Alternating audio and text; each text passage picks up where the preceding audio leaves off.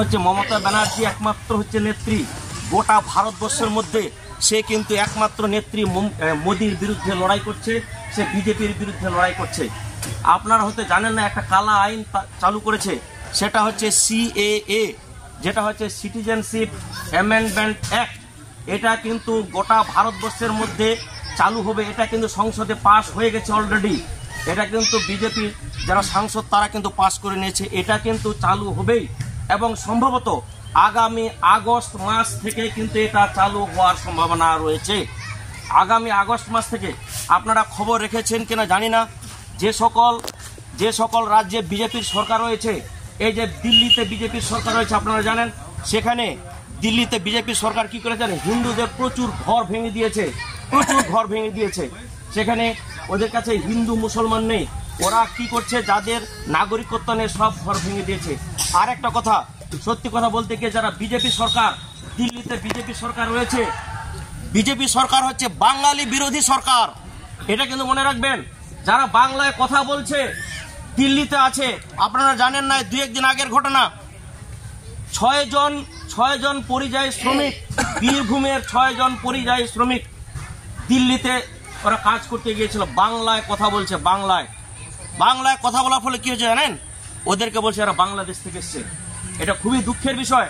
এবং তারপরে তাদেরকে কি করেছে জানেন তো, তাদেরকে ধরে নিয়ে, তাদেরকে কাস্টডিতে নিয়ে তাদেরকে পুশব্যাক করেছে, বাংলাদেশে পুশব্যাক করেছে। এবার পুশব্যাকের মানেটা কি জানেন? পুশব্যাকের মানেটা কেউ জানেন না। পুশব্যাক কি করেছে জানেন?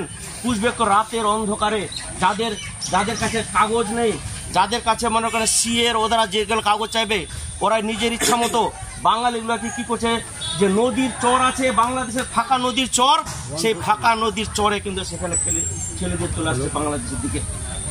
এটা নিয়ে কিন্তু আমাদের কলকাতা হাইকোর্ট, আমাদের মমতা ব্যানার্জি সরকার কলকাতা হাইকোর্টে মামলা করেছে।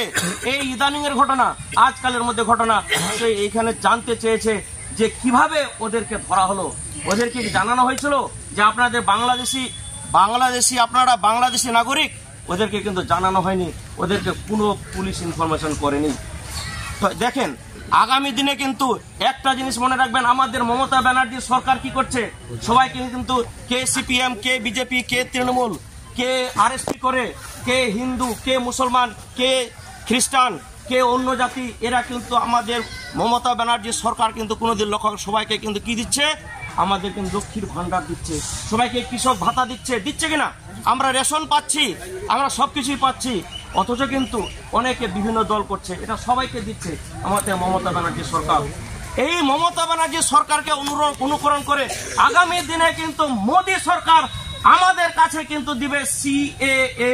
সেখানে কেউ হিন্দু থাকবে না, কেউ মুসলমান থাকবে না, কেউ খ্রিস্টান থাকবে না, কেউ বিজেপি থাকবে না, কেউ তৃণমূল থাকবে না, কেউ CPM থাকবে না। সেই জন্য আমি এখানে আশেপাশে হয়তো অনেক বিজেপির বন্ধু থাকতে পারে, তাদেরকে আমি বিজেপি বন্ধুদের আমি সতর্ক করে দিতে চাই যে আগামী দিনে যদি বিজেপি সরকার যদি আমাদের পশ্চিমবাংলায় আসে, তাহলে কিন্তু মনে রাখবে সেই CAA-টা কিন্তু আমাদের উপরে, সবার উপরে প্রযোজ্য হবে, কে বিজেপি, কে CPM, কে তৃণমূল, কিন্তু এটা মনে রাখতে হবে। তাহলে দেখুন আসামে কিভাবে, আসামে যে জিনিসটা হয়েছে, সেখানে NRC হয়েছে, NRC হওয়ার পরে সেখানে ডিটেনশন ক্যাম্পে কিন্তু বহু লোক কিন্তু সেখানে কিন্তু ডিটেনশন ক্যাম্পে নিয়ে গেছে। এই যে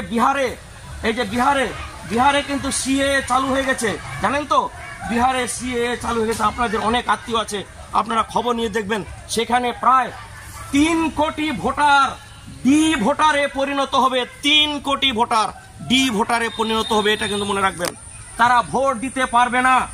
তাদের কি চাইছে, 1952 সালের আগে বা 1952 সালের পরে যারা এসছে, বাংলাদেশ থেকে যারা এসছে, যাদের কাছে সিটিজেনশিপ নেই, আমাদের অনেকের কাছে সিটিজেনশিপ সার্টিফিকেট নেই, যাদের কাছে সিটিজেনশিপ সার্টিফিকেট নেই, আমাদের কিন্তু নেই, তাদের কি হবে জানেন তো, তাদের 7 বছর জেল অথবা 10 লক্ষ টাকা কিন্তু জরিমানা হবে।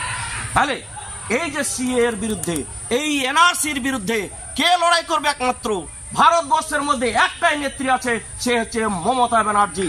সেই জন্য no vote to BJP, no CAA, vote to Mamata, no CAA, এই কথাটা কিন্তু আপনাদের সকলকে মনে রাখতে হবে।